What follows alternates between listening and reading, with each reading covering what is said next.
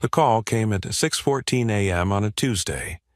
I was already awake, sitting on the porch of my cabin outside Durango, Colorado, watching the sun climb over the mountains. I had been an early riser since the divorce. Sleep did not come easy anymore, so I stopped fighting it. My phone buzzed. Unknown number. I almost ignored it. "Mr. Ashford, this is Dr. Priya Ravenscroft at Children's Hospital Colorado in Aurora. I'm calling about your son, Caleb." I sat up straight. My son. A word I had not heard directed at me in 3 years. What happened? Is he okay? Caleb has been diagnosed with acute myeloid leukemia. He needs a bone marrow transplant. His mother provided us with your contact information as a potential donor. My ex-wife Nadine gave them my number. Nadine, who had spent 3 years telling our boys that I abandoned them. Nadine, who had blocked my number and returned every letter I sent unopened. Nadine, who had texted me after the divorce was final, saying the twins were ashamed to call me their father. That Nadine needed my help now. "I'll be there in 6 hours," I said. My name is Fletcher Ashford. I am 41 years old. I work as a wilderness guide in southwestern Colorado, leading hiking and camping trips for tourists who want to experience the mountains. Before that, I was a high school history teacher in Denver, making decent money, living a normal life with a wife and twin sons. That life ended 3 years ago when Nadine decided I was not enough. The drive from Durango to Aurora took 5.5 hours. I pushed the speed limit the whole way, my old Jeep rattling over mountain passes and down into the flatlands east of the Rockies. I did not stop for food or gas or anything except to use the bathroom once at a rest stop near Poncha Springs. My boys, Caleb and Micah. They were 11 years old now. The last time I saw them in person, they were 8, standing in the driveway of the house I used to own, watching me load boxes into a rental truck. "Daddy, why are you leaving?" Micah had asked. "I'm not leaving you, buddy. I'm just moving to a different house. I'll see you every weekend, I promise." I never saw them again. Nadine made sure of that.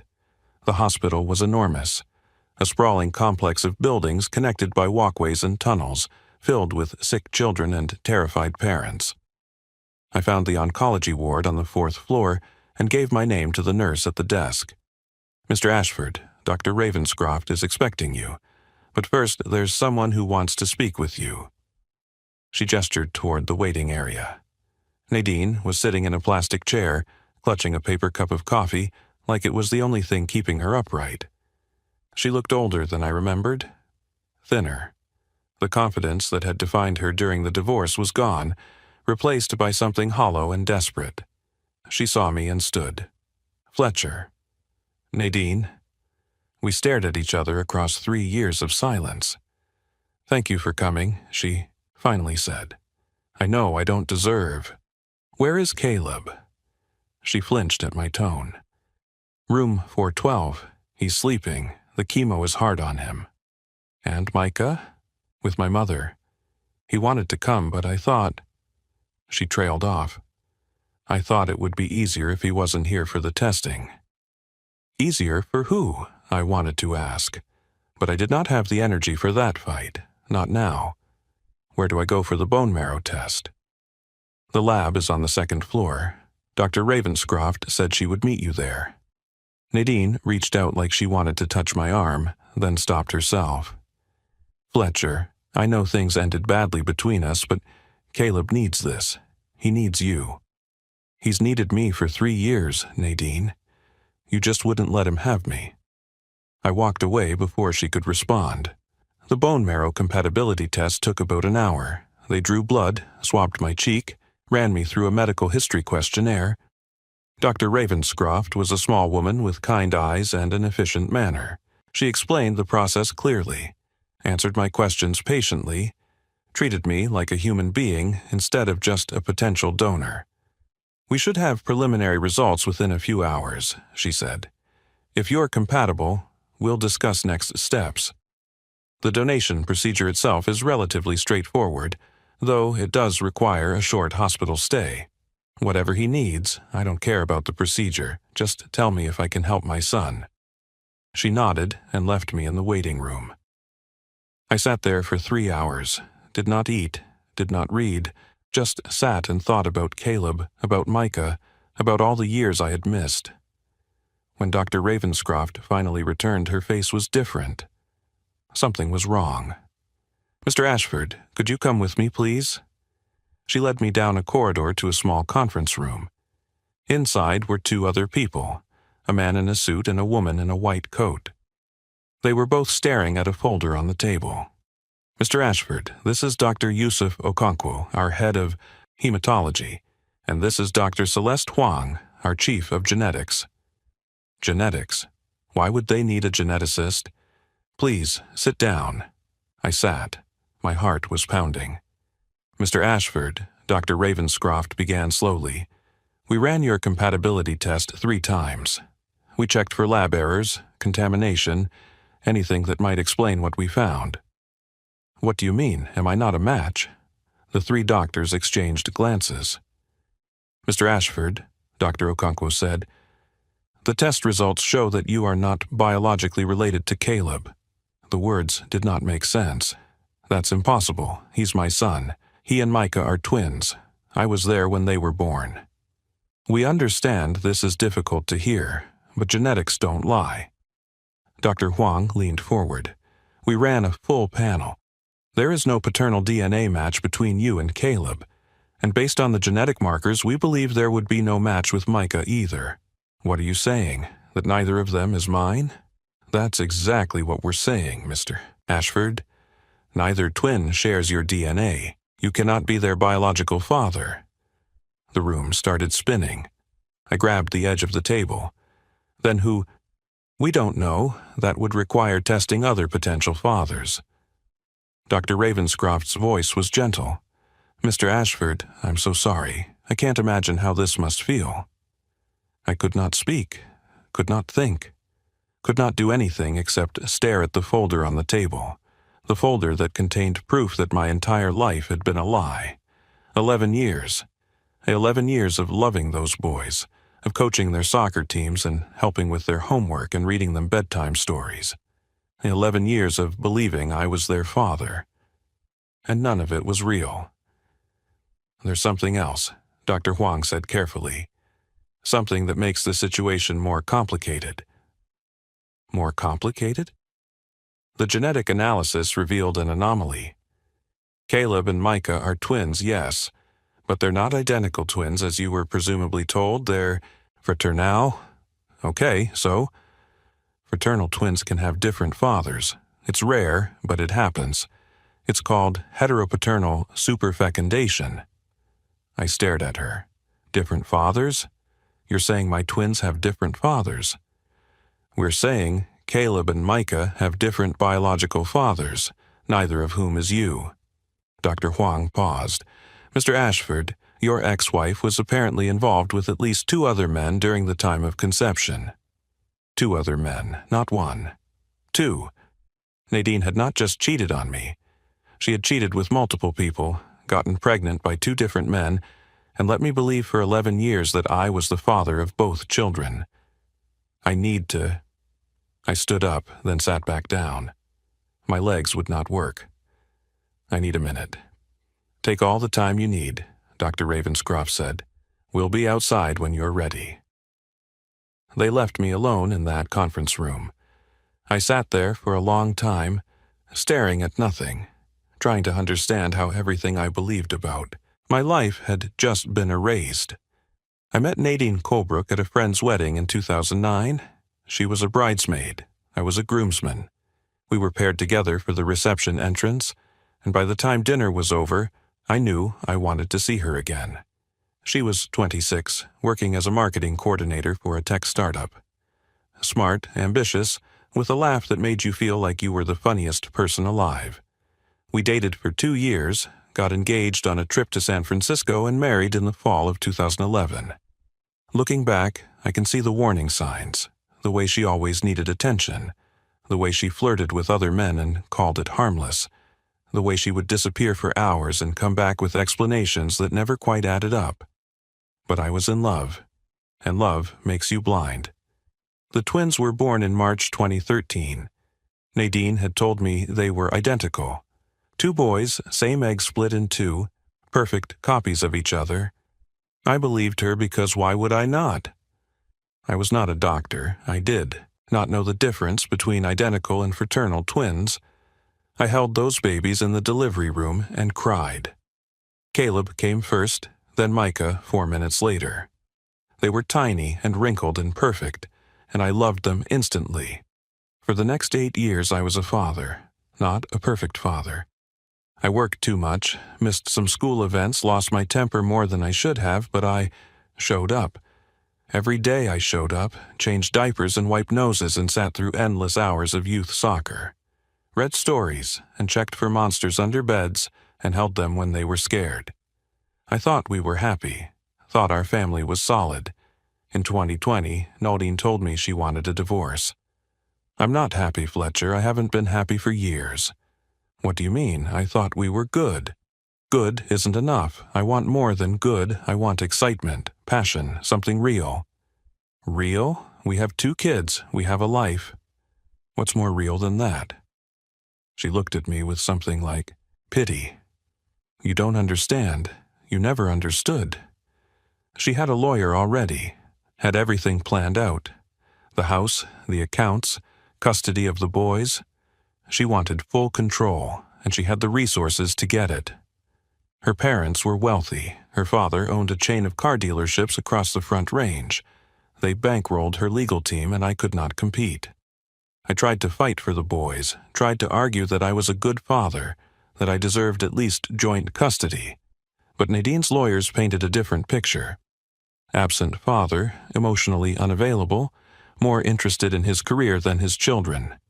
None of it was true, but truth does not always win in family court. The judge gave Nadine full custody. I got visitation every other weekend, supervised at first, then unsupervised if things went well. Things never got the chance to go well. 2 weeks after the divorce was finalized, Nadine moved the boys to her parents' house in Castle Rock. She changed their school, changed their phone numbers, changed everything. When I showed up for my first scheduled visitation, no one was there. I called her lawyer. He said Nadine had filed for a modification based on my erratic behavior. I had not behaved erratically. I had simply tried to see my sons. The courts moved slowly. By the time I got a hearing, Nadine had built a wall of paperwork and accusations. She claimed I had threatened her, claimed the boys were afraid of me, claimed I was unstable and dangerous. I lost my visitation rights entirely. The last text I received from Nadine was 6 words. They're ashamed you're their father. I moved to Durango after that. Could not stay in Denver. Could not walk past playgrounds and schools without thinking about what I had lost. I took a job as a wilderness guide because it kept me outdoors, kept me moving, kept me from sitting alone with my thoughts. For 3 years, I tried to rebuild. Tried to accept that my boys were gone, tried to find some kind of peace. Then, Caleb got sick. And suddenly, Nadine needed me again. I found Nadine in the hospital cafeteria. She was sitting alone at a corner table, pushing food around her plate without eating. She looked up when I approached, and something in my face must have told her that I knew. Fletcher did the test. You lied to me. Her fork clattered against the plate. What? 11 years. You lied to me for 11 years. I sat down across from her, my voice low but steady. The boys aren't mine, neither of them. The doctors ran the test 3 times. Nadine's face went through several expressions.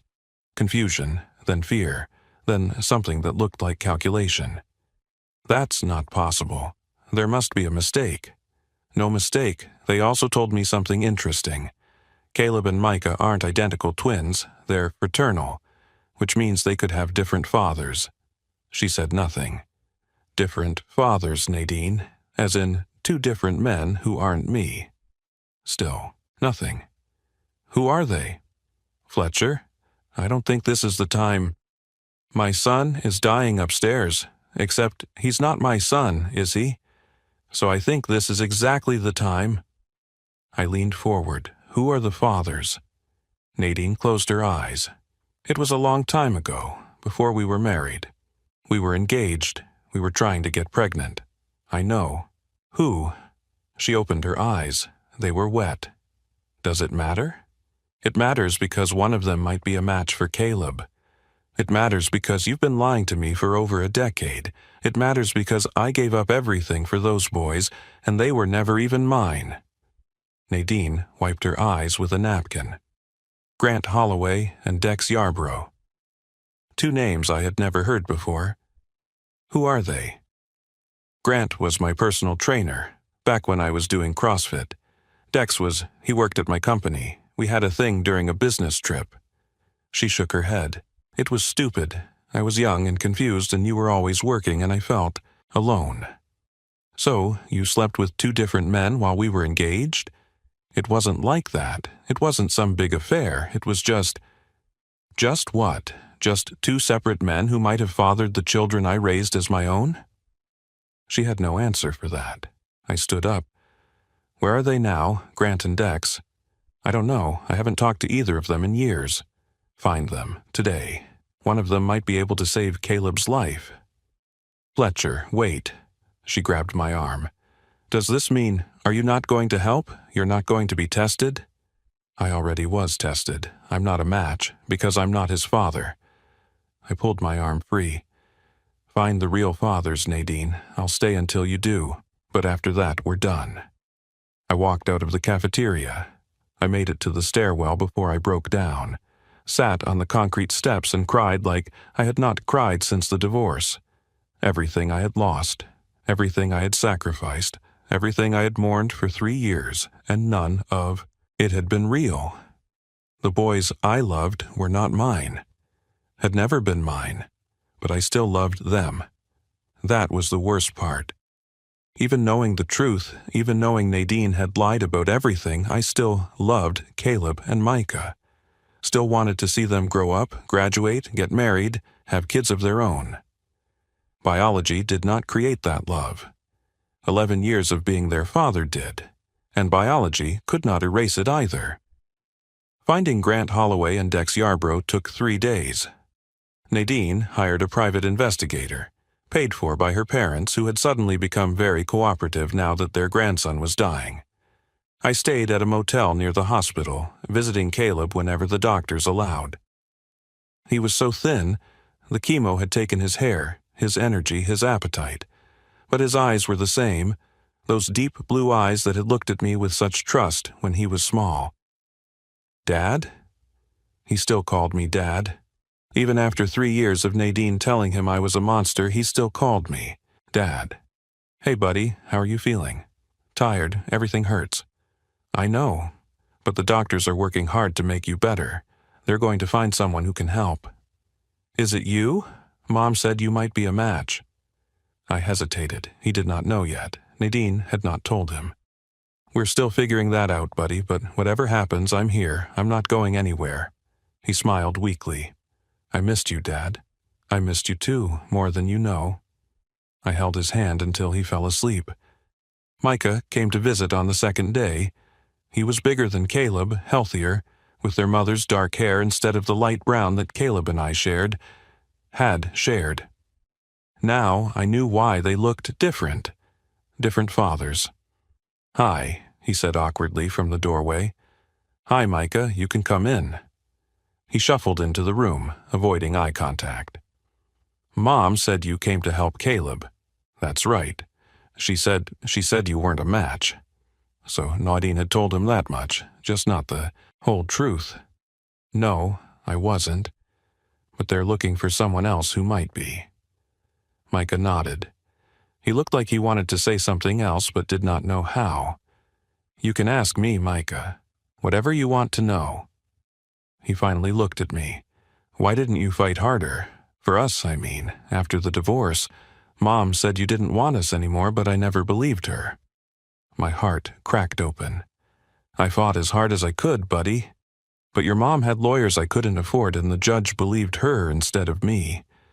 I tried to see you, called, wrote letters, Showed up at your school once. Nothing worked. We never got any letters. I know. Your mom made sure of that." Micah was quiet for a moment. "She lied about a lot of things, didn't she?" "Yeah, she did." "Is she lying about something else? Something about the test?" "Smart kid. Always had been." "Ask your mom, Micah. It's not my place to tell you." He looked at me for a long moment. Then he nodded and walked to his brother's bedside. I left them alone together. Grant Holloway was found on the third day. He was living in Phoenix, working as a fitness consultant for a chain of gyms. The private investigator tracked him down through social media and old employment records. Nadine called him. I was not there for the conversation, but I saw her face afterward. "He's coming. He said he'll get tested." "Does he know about Caleb?" "He knows now." "What did he say?" Nadine looked away. "He said he always suspected. That I told him I was pregnant right before I married you, and then, suddenly, I was having twins. He knew. For 11 years, he knew there was a chance, and he never said anything. He said he didn't want to ruin my marriage." I laughed, a bitter, hollow sound. "My marriage was ruined the moment you cheated on me, Nadine. He just helped you hide it better." Grant Holloway arrived the next morning. He was tall, muscular, with the kind of physique you would expect from a personal trainer.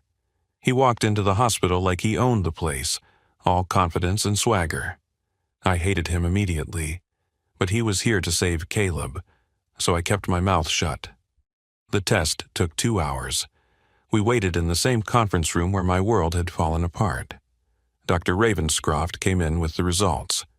"Mr. Holloway, you're a partial match, not perfect, but close enough to proceed with the transplant." Grant pumped his fist. "Yes, that's what I'm talking about." Nadine started crying. "Thank God, thank God." I said nothing. Dr. Ravenscroft continued. "We'll need to schedule the procedure as soon as possible. Caleb's condition is deteriorating. Can you stay in town for the next week?" "Whatever it takes," Grant said. "He's my son, right? I'm going to save my son." My son. He said it so easily, like 11 years of my life meant nothing. I stood up and walked out of the room. No one tried to stop me. I was packing my bag at the motel when someone knocked on the door. Micah was standing in the hallway, alone. "How did you get here?" "Took an Uber. Don't tell Mom." I stepped aside to let him in. "You're leaving," he said, looking at my bag. "Yeah, Grant's a match. They don't need me anymore." "I need you." The words hit me like a punch. "Micah, I know, okay? I figured it out. Mom told Caleb about Grant, about how he's the biological father, and I saw the way she looked at me afterward, like she was deciding whether to tell me too."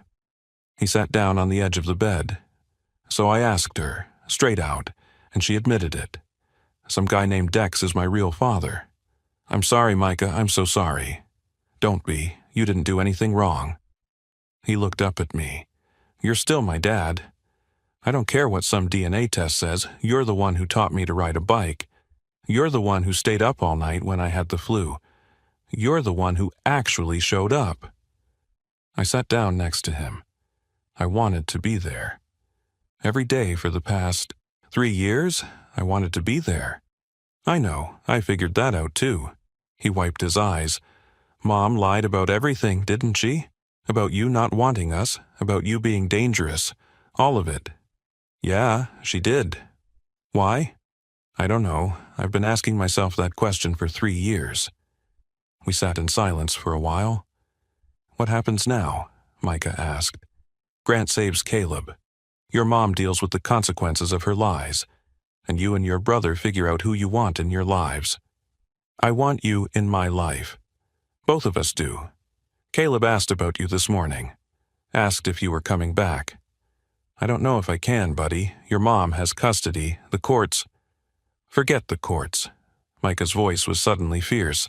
"I'm 14 in 2 months, Caleb too. The judge will listen to us. We'll tell them what Mom did. We'll tell them we want to live with you." "It's not that simple." "It should be." He was right, it should be. "Let me talk to a lawyer," I said finally. "Let me see what our options are. But Micah, I need you to understand something." "What?" "I might not be your biological father, but I will always, always be your dad, no matter what happens with the courts or the custody or any of it. I'm your dad. Nothing changes that." Micah hugged me, held on tight like he used to when he was small. "I love you, Dad." "I love you too, buddy, both of you, forever." The transplant happened a week later. Grant donated his bone marrow. Caleb received it. The procedure went smoothly, and within a few days there were signs that the transplant was taking. My son, the one who was not biologically mine, was going to live. I visited him every day during his recovery. Nadine did not try to stop me. She could not, really. The boys had made it clear that they wanted me there, and after everything that had come out, she was not in a position to argue. Grant stuck around for a few days after the donation, basking in the attention of being the hero. But when the spotlight faded, when Caleb was no longer in immediate danger, he disappeared back to Phoenix, biological father. 11 years of absence, 1 week of presence, gone again. That told me everything I needed to know about Grant Holloway. Dex Yarborough never showed up at all. The private investigator found him, but he refused to get involved. Said he had his own family now and did not want to complicate things. Micah took that news hard, but he recovered the way kids do. "I've got one, Dad," he told me a few weeks later. "I don't need another one." The custody battle took 8 months. I hired a lawyer this time. A real one, not the overworked public defender I had used during the divorce. Her name was Rosario Mendez, and she specialized in complicated custody cases. "You have a strong case," she told me after reviewing everything. The biological father revelation, the parental alienation, the fact that both boys want to live with you. We can work with this. What are my chances? Better than they were 3 years ago, especially if Nadine doesn't fight too hard. Nadine did not fight at all. I think she was tired. Tired of lying, tired of maintaining the facade, tired of being the villain in her own story. When the mediation started, she agreed to joint custody almost immediately. "I messed up," she told me during a break in negotiations. "I know I messed up." "Yeah, you did." "I was scared, Fletcher. After the divorce, I was scared you would take them away from me, so I took them away from you first. That doesn't make it right." "I know, nothing makes it right." She sighed. "But I want the boys to have their father, their real father, the one who raised them. Can we at least agree on that?" For the first time in years, we agreed on something. The final custody arrangement gave me the boys every other week, plus holidays and summer vacations. Not perfect, but better than nothing. Better than the 3 years of silence that had come before. Caleb recovered fully. The bone marrow transplant took, his leukemia went into remission, and within a year he was back to his old self. Playing soccer, struggling with math, arguing with his brother about video games, normal kid stuff. He knows about Grant now, knows the man who donated his bone marrow is his biological father, but he also knows who raised him. "Grant saved my life," he told me once, "but you made my life worth saving." I cried when he said that, could not help it. Micah never reached out to Dex, never wanted to. He said he had everything he needed right here. The boys are 15 now. High school freshmen, dealing with all the drama and confusion that comes with that age, they still spend every other week at my cabin in Durango, hiking and camping and learning to fish in the mountain streams. It is not the life I imagined. Not the unbroken family I thought I was building when I held them in the delivery room all those years ago. But it is real, it is honest, and it is mine. Nadine and I are not friends. Probably never will be. But we have found a way to coexist, to communicate about the boys without fighting, to put their needs ahead of our old wounds. She is getting married again, I heard. Some accountant she met through her father's business. I hope it works out for her. Not for her sake, but for the boys. They deserve stability. I am not dating anyone. Have not really tried since the divorce. Maybe someday I will. But for now, I have everything I need. 2 sons who call me Dad, a home in the mountains, and the knowledge that biology is the least important part of being a father. I keep a photo on my desk. It is from the boys' first soccer game back when they were 6. They are wearing matching jerseys, holding a trophy that everyone got for participating, grinning at the camera like they just won the World Cup. I am in the background, out of focus, but you can tell I am smiling too. That photo was taken during the good years. Before the divorce, before the custody battle, before I learned that the boys I loved were not biologically mine. I used to look at it and feel sad. All that happiness, all that innocence, all of it built on a lie. Now, I look at it and feel grateful. Grateful for those years. Grateful for the boys those babies became. Grateful that despite everything Nadine did, despite all the lies and manipulation, the bond I built with Caleb and Micah survived. Blood does not make a family. Showing up does. Being there for the hard parts and the easy parts and everything in between. I showed up. For 11 years as their only father, and for the 3 years when I was forbidden from seeing them at all. I never stopped showing up, and when they were old enough to choose for themselves, they chose me. That is worth more than any DNA test. So here is my question for you. What makes someone a father? Is it biology? Is it a legal document? Or is it something deeper, something that cannot be measured in a lab or argued in a courtroom? I spent 3 years thinking I had lost my sons. Turns out I never lost them at all. They were waiting for me the whole time. Tell me your story. What does family mean to you? If this resonated with you, hit that like button. Share it with someone who needs to hear it. And if you want more stories like this, subscribe to the channel. New stories every day. Real people, impossible situations, and the strength we find when everything falls apart. Turn on notifications so you do not miss a single one. Thank you for staying until the end. It means everything. I will see you in the next one.